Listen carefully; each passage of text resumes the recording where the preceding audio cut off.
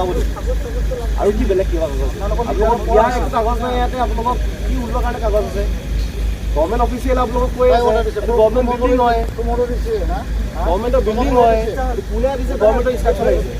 এইটো government building হয় আপোনালোকক দিয়াৰ একো কাগজ নাই আপোনালোকক উলিওৱা কাগজ দিব নালাগে গভৰ্ণমেণ্টৰ অফিচিয়েল হিচাপে কৈছোঁ মই আপোনালোকৰ লগত মই পাৰ্চনেল এনিমিটি নাই মই আপোনাক নাজানো চিনি নাপাওঁ কাৰোকো চিনি নাপাওঁ মই এটা ইনষ্ট্ৰাকশ্যন আহিছে ফ'ল' কৰিব লাগিব কেনেকৈ হ'ল ফ'ল' কৰিব লাগিব চিম্পল কথা ভালো মতন ইয়াতে দিয়া দি দিছে কি কৈ আছোঁ মই তেওঁলোকে যি ৰেকৰ্ডিং কৰিব লাগে ৰেকৰ্ডিং কৰি আছে ৰেকৰ্ডিং কৰিব লাগে ৰেকৰ্ডিং কৰি আছে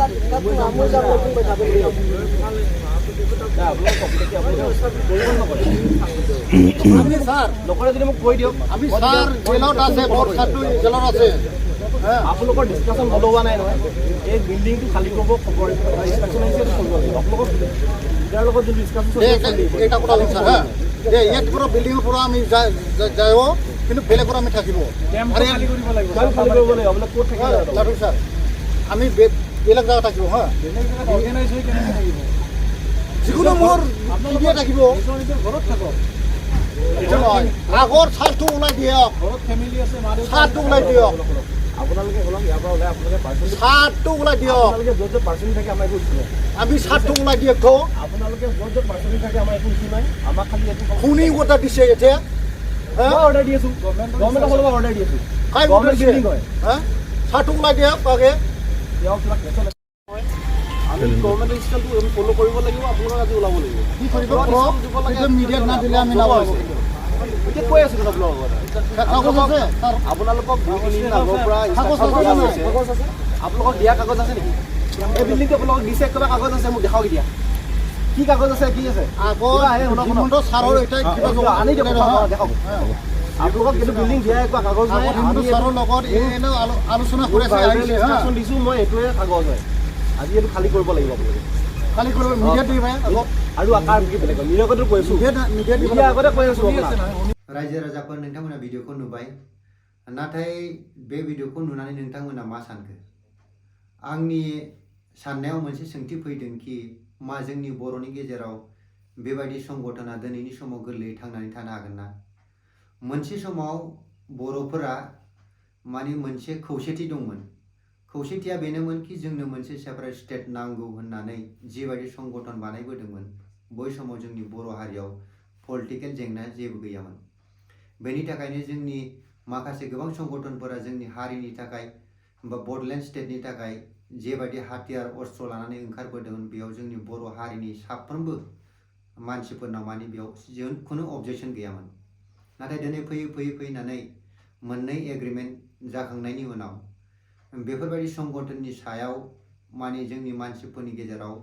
बिलिफ बा फोथायनाया खावनै जानानै फैबाय दा बर'नि जोंनाव मोननै मैखोम पलिटिकल पार्टी दं बे पार्टीनि दारैनो दिनै जोंनि बेफोरबायदि संगठननि सायाव बर' हारिखौ बा रायजो राजाखौ इउनाइटेड खालामनाया गोरलै नङा मानो होनोबा जोंनि मानसिनि माइन्डआव दा बड'लेण्डनि अनगायै पलिटिकल पार्टीनि जाय पावारजोंनो बै बड'लेण्डखौ मोननायनि सिमांखौसो नुहुरदों दिनै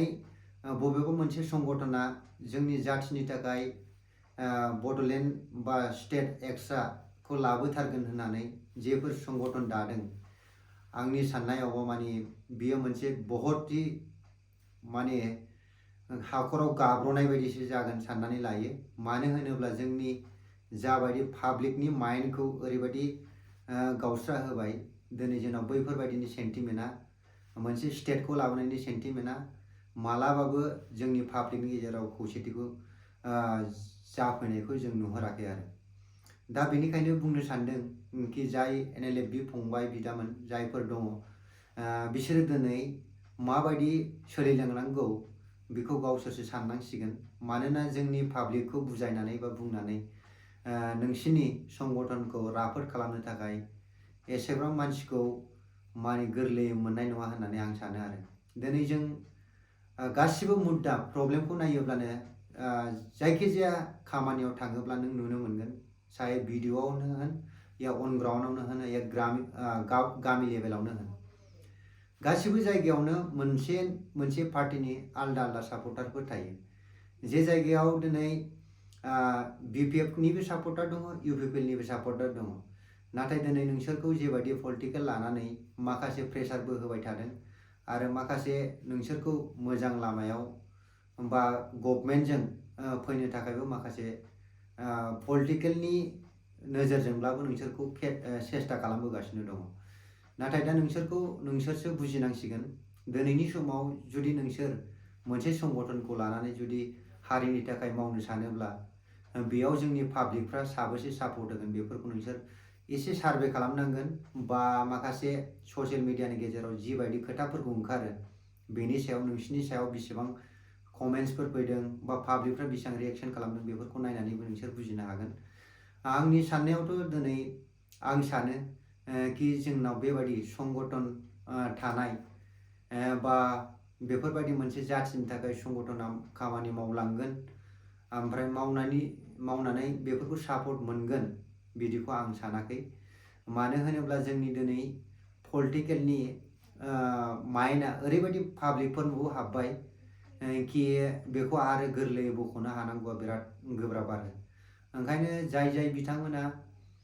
दिनैबो बेफोरबायदि संगठनाव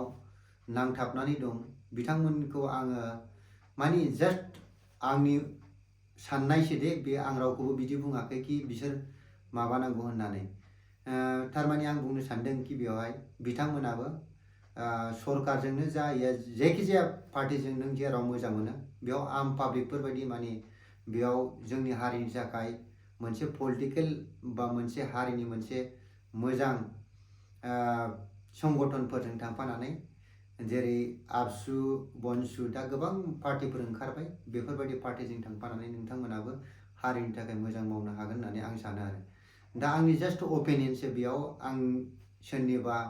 माबाखौ लानानै आं बेयाव सावरायाखै दा बेयाव फेसबुकआवबो फुंखा नार्जारी बिथाङा रायजो राजाफोरनिफ्राय गोबां माने दुखुनांथाव जाय पस्ट होदों कि रायजो राजाफोरखौ जों बैसोरनि थाखाय सांग्रांथि जानांगौ मागौ होननानै नाथाय बेफोर सांग्रांथि जानायनि खोथाखौ दिनैनि समाव जों बेबायदि आवगायनि बायदि जेबायदि जों सापर्ट होयोमोन जोंनि पाब्लिकफ्रा बेबायदि सापर्टखौ नुहुराखै आरो आं दा नोंथांमोना मा होनो बेखौ कमेन्ट्सआव खोन्थाहरबानो जाबाय।